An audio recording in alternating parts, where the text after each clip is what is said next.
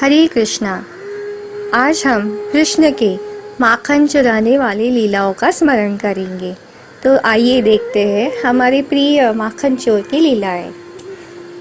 चोरी चोरी माखन खाए गयो रे वो तो छोरो ग्वाल को। चोरी चोरी माखन खाए गयो रे वो तो छोरो ग्वाल को। मैंने उसे पूछा कि नाम तेरा क्या है। मैंने उसे पूछा कि नाम तेरा क्या है।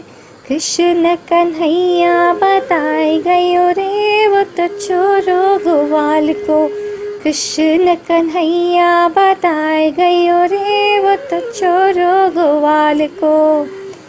एक दिन नन्हा कान्हा चुपके से मटके में से माखन खा रहा था। तब नंद बाबा के घर में रत्नों से जड़ित खंबे थे, जिसमें छोटे कान्हा ने अपना खुद का प्रतिबिंब देख लिया। तब उसे लगा कि वहाँ कोई दूसरा छोटा बालक है, तो वो उससे बात करने लगा। क्या तुम भी माखन चुराने आए हो? ये लो, खा लो, मैया को मत बताना। तब यशोदा मैया चुपके से लल्ला की ये सब शरारत देख रही थी। जैसे ही वो बाहर आई, तब कान्हा ने उस प्रतिबिंब की तरफ इशारा करके बताया, देखो मैया, ये बालक यहाँ माखन चुराने आया था। मैंने उसे मना किया, पर उसने सुना नहीं। मैं तो माखन के लिए लालची नहीं हूँ ना मैया। मैंने उसे पूछा कि गाँव तेरा क्या है। मैंने उसे पूछा कि गाँव तेरा क्या है। गोकुल मथुरा बताए गयो रे वो तो छोरो ग्वाल को। गोकुल मथुरा बताए गयो रे वो तो छोरो ग्वाल को। और एक बार ऐसा हुआ कि मैया ने कान्हा को उनके दोनों हाथ माखन में डुबाए हुए पकड़ लिया। अब लल्ला क्या बोले? अभी तो उसने इतना बड़ा एक्सप्लेनेशन दिया था कि मैं तो माखन के लिए लालची नहीं हूँ। तो उसने तुरंत बोल दिया, मैया, अपने ये बड़े बड़े मानिक के कंगन डाले हैं ना हाथ में, तो इनसे मुझे बड़ी तकलीफ़ हो रही है मैया। मुझे बड़ी गर्मी लग रही है, इसलिए तो मैंने मेरे दोनों हाथ माखन में डाल दिए। मैं माखन खा नहीं रहे हूँ मैया, ये देखो।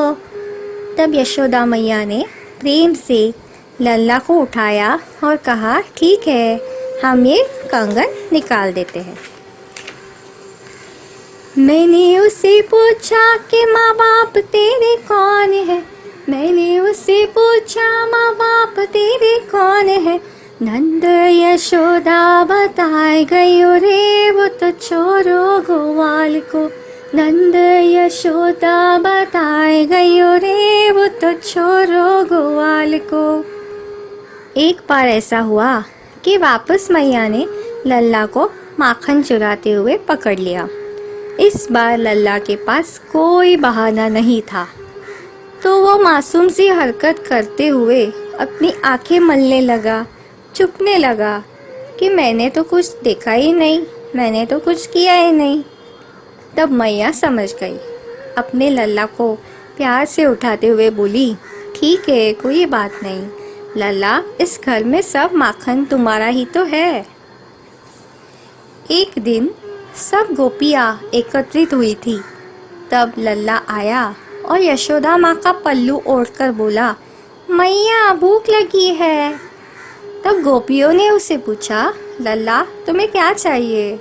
तब लल्ला ने कहा, मुझे ताज़ा गाढ़ा माखन चाहिए। और उसने चांद की तरफ इशारा किया। तब गोपियाँ बोली, वो तो बड़ा दूर है लल्ला, वो हम कैसे दे सकते हैं तुम्हें? और बोली, वो तो माखन नहीं है, वो राजहंस है जो आकाश में उड़ रहा है। तो कान्हा बोले, हाँ, मुझे वही चाहिए, मुझे वही चाहिए। कान्हा जिद कर रहा था।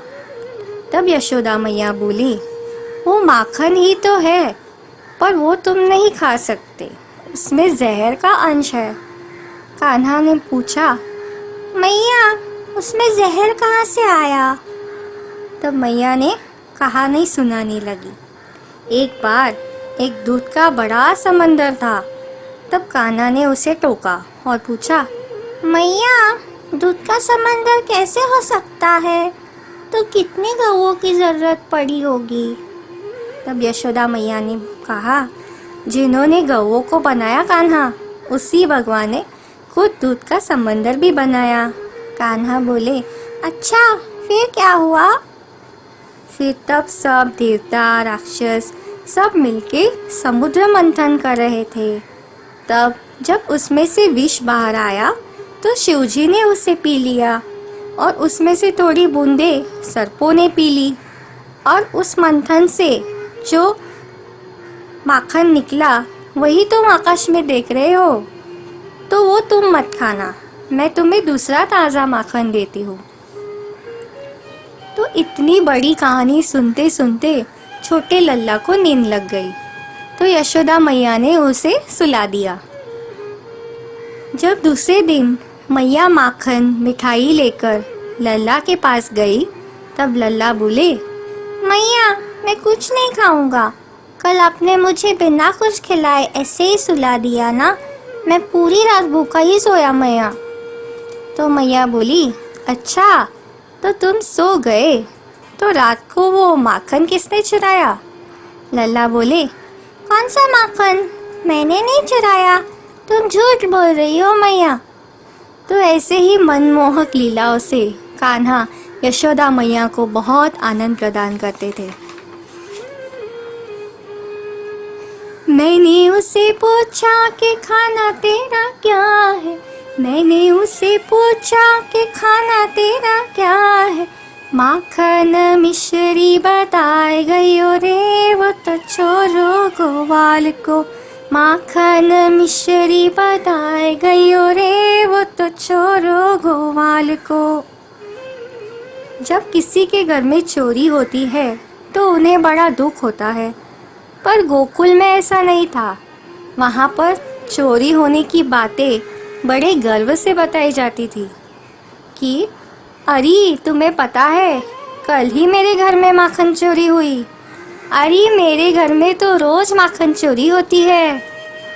तो गोपिया गोप माखन बनाते ही इसलिए थे कि उनके प्यारे, उनके दुलारे कान्हा आकर उनके घर में माखन चोरी करे।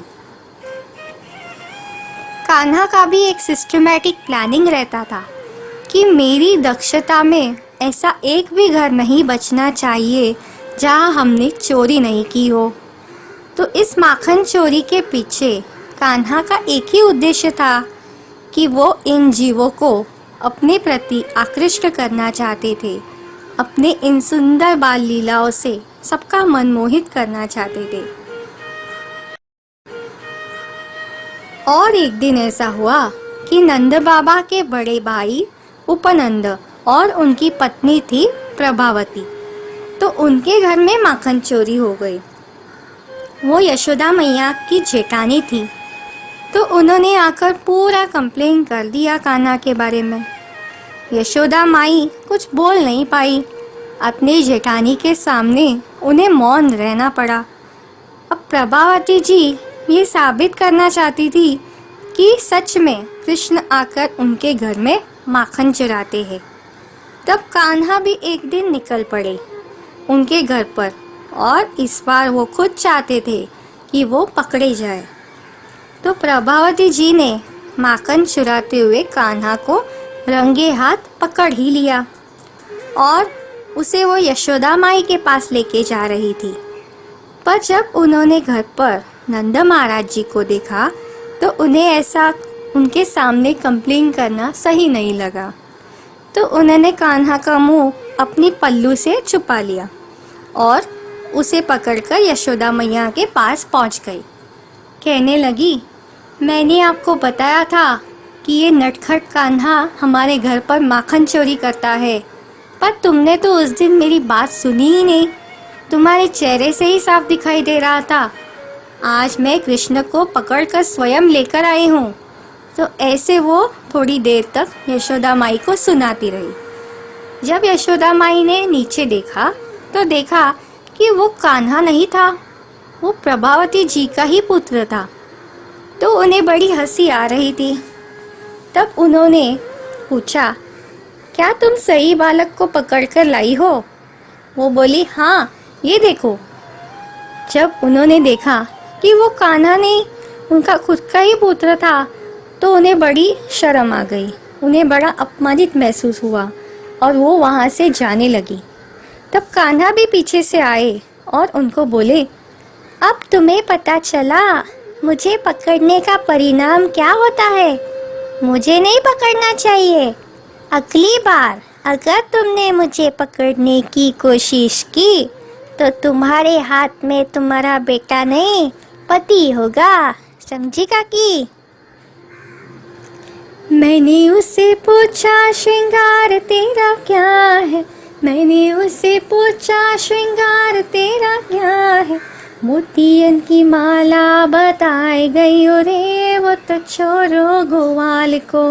मोतियन की माला बताए गई रे, वो तो छोरो ग्वाल को। कभी कभी गोपियाँ आकर कान्हा की शिकायत करती, अरे यशोदा, तुम्हारा कान्हा इतना शरारती है, वो आकर हमारे बछड़ों को छोड़ देता है और दूध निकालने के पहले ही वो गाय का सारा दूध पी जाती है। तो मैया कहती, तो तुम उसे दूध दे दो ना, मेरा लाडला इतना भोला बाला है, तुम उसे कुछ नहीं तो पानी पिला देना। तो गोपियाँ कहती, देखो तो पूरे दिन हमारे घर में चोरी करने की योजनाएं बनाते रहता है, अब कैसे चुपचाप मासूम सा खड़ा है तेरा लल्ला। तो कोई और गोपियाँ कहती, वो इतना शातिर है कि अगर हम माखन का मटका ऊपर टांग दे तो अपने साथियों की मदद से ऊपर चढ़कर वो माखन खा लेता है, और अगर वो मटके तक नहीं पहुंच पाए तो एक काठी से मटके में ऐसा छिद्र कर देता है कि वो माखन एक तार में सीधे नीचे खड़े गोप के मुंह में पहुंच जाता है। और अगर हमारे पति उसे पकड़ ले तो धमकी देता है कि हम तुम्हारे घर को जला देंगे। अभी बचपन में ही इतनी शरारत करता है तो बड़ा होकर क्या करेगा यशोदा? तुम अपने बेटे पर ध्यान देना जरा। मैंने उसे पूछा कि काम तेरा क्या है? मैंने उसे पूछा कि काम तेरा क्या है? गैया चराना बताए गयो रे, वो तो छोरो ग्वाल को। गैया चराना बताए गयो रे, वो तो छोरो ग्वाल को। और गोपियाँ कहती, माखन खुद तो खाता ही है पर बंदरों की टोली को भी जमा करता है और उनको भी खिलाता है। अगर उन्हें माखन नहीं मिलता तो हमारे बच्चों को चिकोटी काट के उन्हें रुला देता है। अगर हम अंधेरे कमरे में दही माखन रख देते हैं तो उनके गले में पहनाए गहनों की चमक से वो माखन को ढूंढ ही लेते हैं। तब यशोदा माई कहती, अच्छा तो मैं इनके गहने उतार देती हूँ।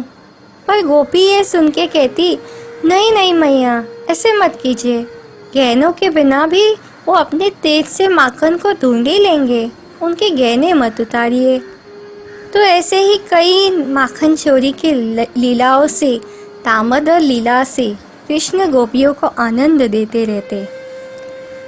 मैंने उसे पूछा कि प्यारी तेरी कौन है? मैंने उसे पूछा कि प्यारी तेरी कौन है? राधा रानी जी बताए गयो रे, वो तो छोरो ग्वाल को। राधा रानी जी बताए गयो रे, वो तो छोरो ग्वाल को। चोरी चोरी माखन खाए गयो रे, वो तो छोरो ग्वाल को। चोरी चोरी माखन खाए गयो रे, वो तो छोरो ग्वाल को। बोलो कृष्ण कन्हैया लाल की जय।